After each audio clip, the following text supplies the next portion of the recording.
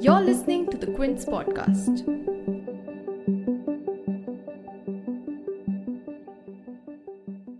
The Adelaide Test is over. India were restricted to the lowest ever total in Test cricket, 36, and Australia have won the series opener by 8 wickets. My guest Ayaz Memon is with us. Ayaz, yesterday we said it was India's game to lose, and now we have what can only be called a disaster. First thoughts on the day we had? Well, it's been the most stunning collapse I've seen, batting collapse by India, or in fact by any team. To be bowled out for 36 on a pitch, yes, which had some life, and the Australian bowlers bowled marvellously.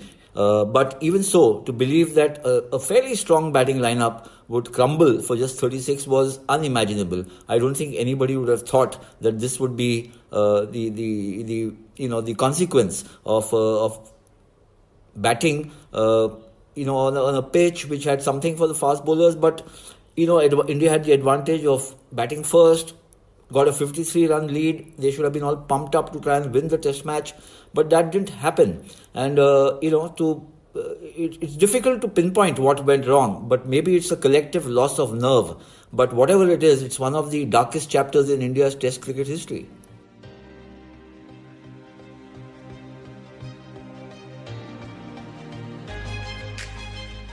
I'm Menra Dorji. And I'm Ayaz Memon. And you're listening to the Aussie Challenge Podcast on the Quint, powered by Farm Easy and MediBuddy. India started the day on 9 for 1, leading Australia by 62 runs, and Mayank and Bumrah were at the crease. Bumrah fell in the second over of the day. Pujara fell 4 overs later, also to Cummins, and then started India's massive collapse. Josh Hazlewood with the ball first got Mayank and Rahane out in the 13th over, then Virat fell to Cummins in the 14th.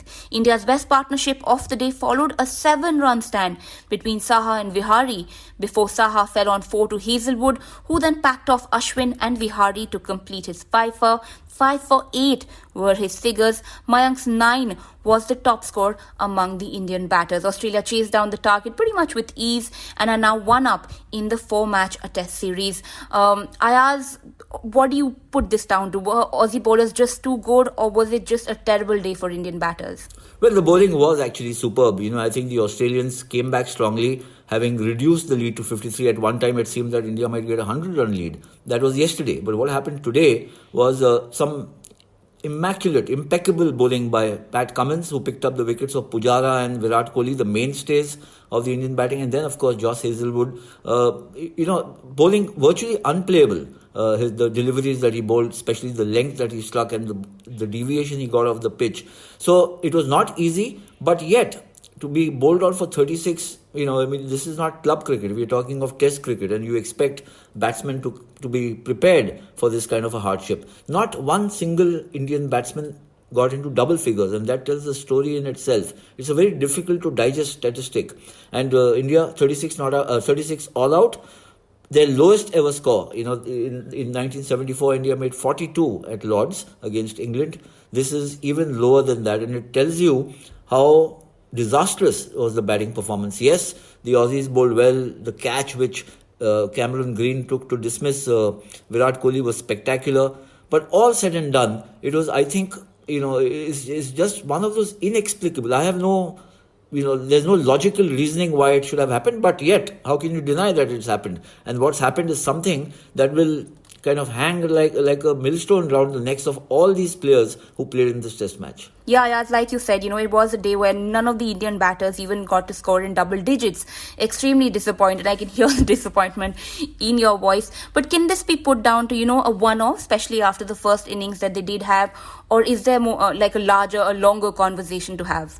I think both are true. I think that this is a one-off in the sense that, you can't expect any team, leave aside an Indian team, to keep getting bowled out for 36, 40, 80, these kind of scores anywhere that they play. And yet, there are, ramifications and implications of such a poor batting performance which have to be looked into initially or immediately by a tour think tank. Remember, Virat Kohli is going to come back. So, he was the highest scorer in the match.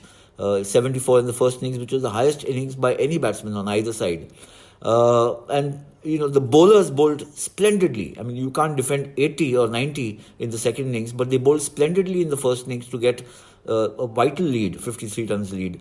And yet, the batsmen to kind of get choked, and it almost seemed as if every batsman who walked out to bat today had, death and doom written on his back. The feeling was so funereal. It just seemed that they look consigned to their fate. And that's not something that augurs well for a team which has still to play 3 test matches in this series. That's the worrying part. And how the think tank or the team management, which is Shastri, Virat Kohli and some of the others, are going to address this is going to be a serious challenge. Also remember, Mohammad Shami has been hit. He didn't bowl at all. In fact, he retired hurt. So technically you can say India lost 9 wickets, not 10. But if you lose a bowler like Shami, he didn't get a wicket in the first innings, but he was, for many people, the pick of the bowlers. So that's going to be another issue heading into the second test. Is Shami fit or not? Okay, a word on Josh Hazlewood, a fifer there, almost got a hat-trick, was on a hat-trick ball actually.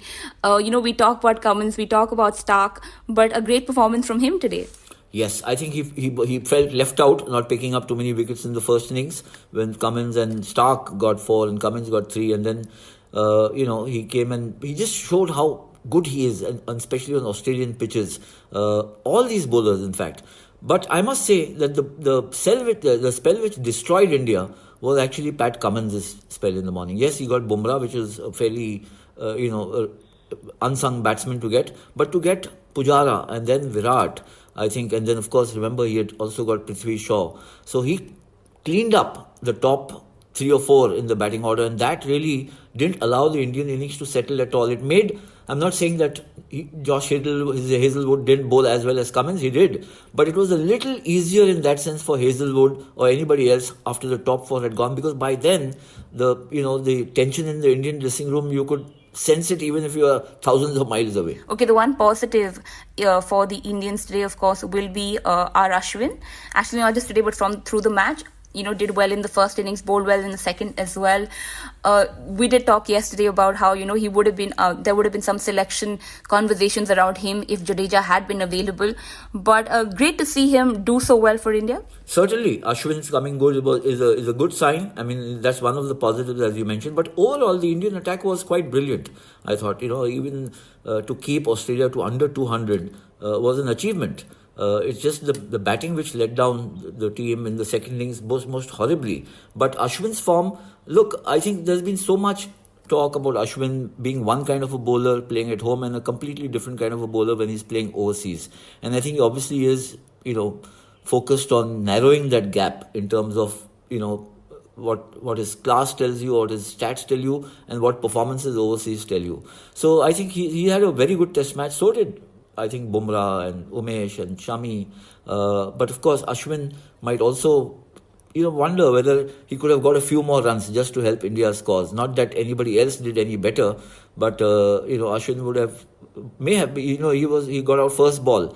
He's capable of hanging in there, sticking around, getting some runs. It didn't happen today. Okay, now of course the next test is a few days away. Virat Kohli does go back to India. Rohit Sharma is still not available for the next test. So I asked what all, of course India has a lot of different selection decisions to make. They most probably actually will change their openers. I asked, what else do you see changing? I think India have got serious issues now of team composition because not have we only lost the test match, but it's a completely demoralized side which must be right now, in the dressing room, in Adelaide, looking, the future looking extremely bleak. So you've got a problem with the opening slot. One thought it was only Prithvi Shaw, but it's also now Mayank not getting going at all in either innings. Some runs for Pujara and for Rahane, but not looking, very convincing, both of them. And then, of course, Hanuma, Vihari, coming in at number 6 with the idea also that he can bowl a bit, but not making runs. Neither Saha. So there are many issues that have cropped up. And as I mentioned earlier, Shami, whether he'll be fit to bowl or play in the second test or not. So these are, there's a lot of turmoil I can imagine and understand in the Indian dressing room right now. Okay, thank you so much for joining us, Ayaz. We will be back after the first day of the second test and tell you what all changes India do go with. And thank you all for listening to the Aussie Challenge Podcast with Ayaz Memon on the Quint, powered by Farm Easy, India's largest online pharmacy, and MediBuddy.